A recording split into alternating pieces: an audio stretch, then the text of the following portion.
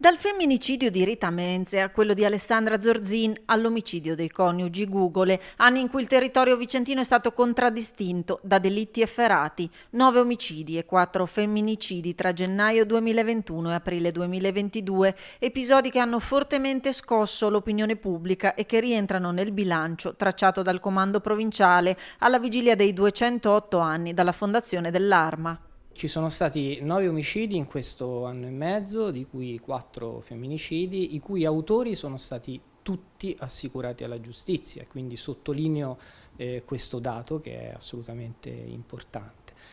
Raddoppiano le frodi informatiche, ma scendono furti e rapine, non considerando il periodo in cui la pandemia e le restrizioni hanno inciso sui fenomeni criminali. C'è stato un aumento sensibile dell'e-commerce e quindi chiaramente sono aumentate alcune truffe online, ma devo dire anche l'azione di contrasto è stata particolarmente efficace perché abbiamo proceduto per 800 denunce su questa tipologia di reato. Mentre il dato sicuramente positivo è la diminuzione globale del numero complessivo dei furti.